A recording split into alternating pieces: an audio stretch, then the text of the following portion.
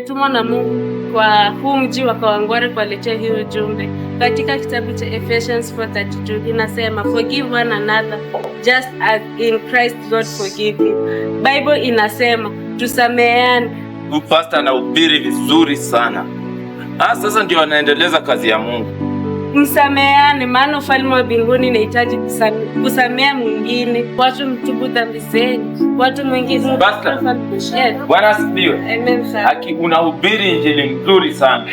Pastor, na hiyo injili imenibariki. Na hata ndipo uijishe sadaka. Pastor, mimi hata nitoe sadaka. Amen.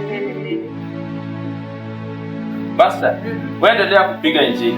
Hadi nimebarikiwa. Asante. Pastor, asante sana. Karibu. Barikiwe. Amen. It's high time uanze kusikiliza neno la Bwana. Ndugu, toa sadaka yako nawe utabarikiwa. Mkono uto wao ndio ubariki wao. Toa sadaka yako kijana. Sadaka gani? Mama. Hata nyinyi mmezidi bana. Una support neno la Bwana. Bila pale mmekosa kazi, si ndio? Nimetumwa na Bwana kuhubiri injili. Kanisa liko kanisa wewe? Ndio.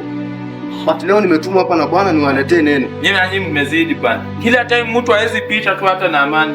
Mtu hawezi tembea tu aende penye anaenda afike salama. Ndio mapasa wa barabara wako. Hii si kazi yangu, hii ni kazi ya Bwana nafanya. Hata kama kazi ya Bwana bana.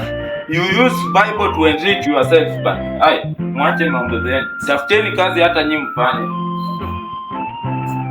Na nisikupata hapo. Nisikupata hapo.